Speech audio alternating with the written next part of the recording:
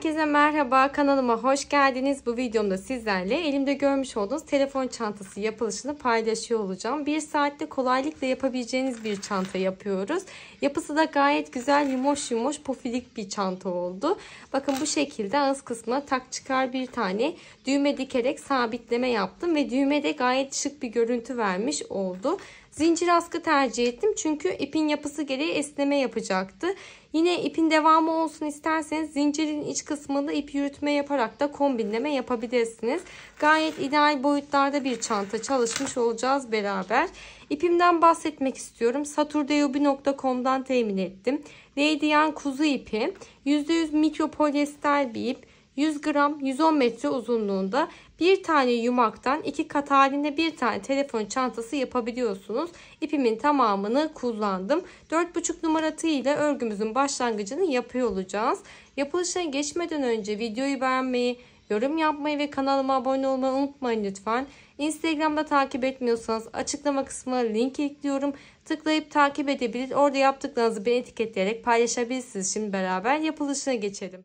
İpimizi 2 kat halinde birleştirdikten sonra bir tane iç kısmından tam orta kısmından çekebilirsiniz. Bir ipimizi de üstten aldığınızda bir yumak ile örme işlemimizi gerçekleştirebilirsiniz. Tığımı yerleştirdim, döndürdüm. Bir tane zincir çekerek başlangıcımı yapıyorum. Ve toplamda 16 tane zincir çekiyoruz. 16 tane zincirimizi çektikten sonra 16. zinciri parmağımla tuttum. Üzerine 2 tane daha zincir çektim. Tığımızı ipimi bir kez aldım. 16. zincir içerisinden tığımı geçiriyorum. İpimi çektim. 3 tane ilmeğim var.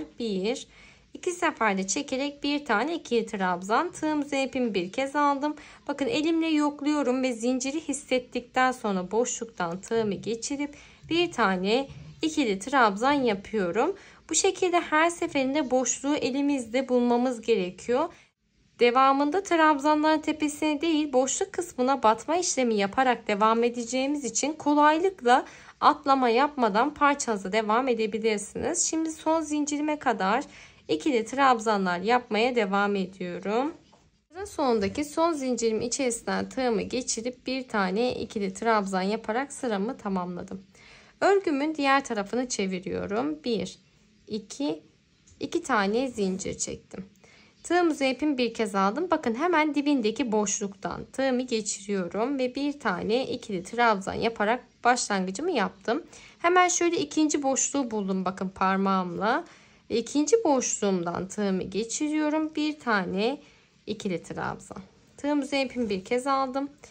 Üçüncü boşluğumdan parmağımı geçiriyorum ve oradan tığımı geçirip bir tane ikili trabzan. Genelde soruyorsunuz bu tarz iplerde örme işlemi yaparken çok zorlanıyorum diye. Ama bu şekilde ikili trabzanlar yaptığımız için parmağınız ile boşluk kısımlarında düzeltme yapıp elinizde hissederseniz açarsanız daha kolay ilerleyebilirsiniz.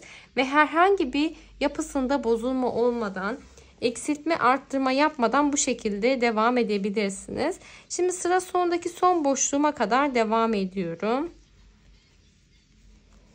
Şimdi sıra sonundaki son boşluğuma da bir tane ikili trabzan yaparak ikinci sıramı tamamladım. Örgümüzün diğer tarafını çeviriyoruz. 2 tane zincir tığımızı ipimi bir kez aldım. Hemen dibindeki boşluktan tığımı geçiriyorum. Bir tane ikili trabzan. Tığımızı ipimi bir kez aldım. Yandaki boşluktan tığımı geçiriyorum. Bir tane ikili trabzan.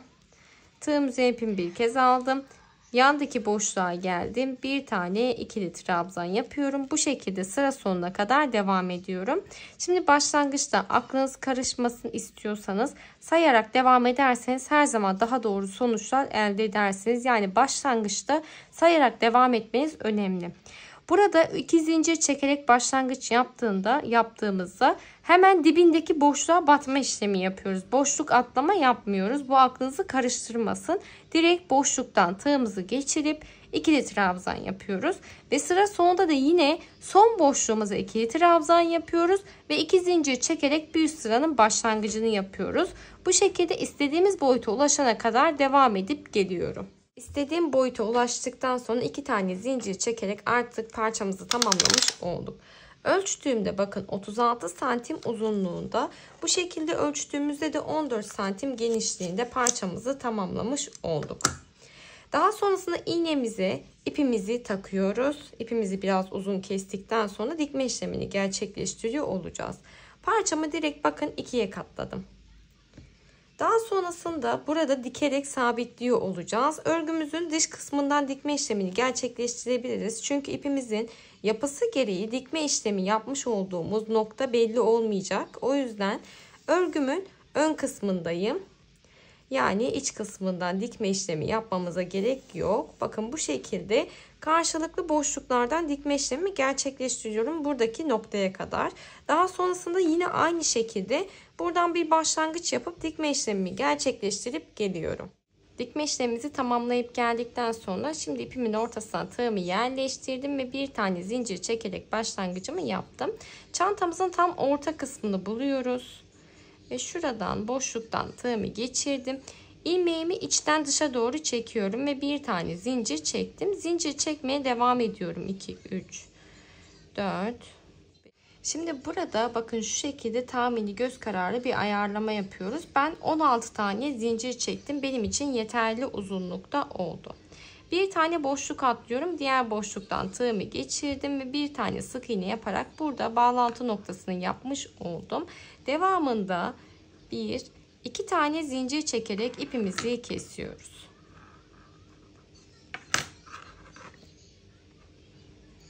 Ve bu şekilde bir halka oluşturmuş olduk çantamızda.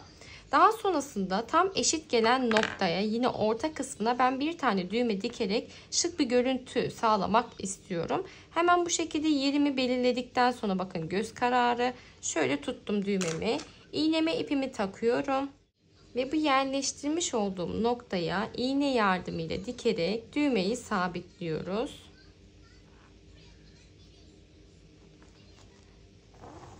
Hemen şöyle.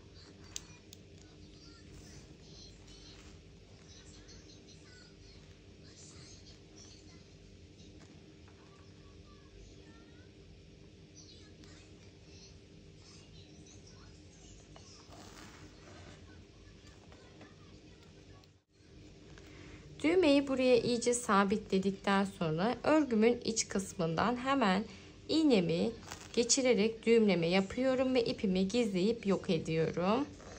Bakın düğümledim. Ve şöyle birkaç kez yürütme yaparak gizliyoruz.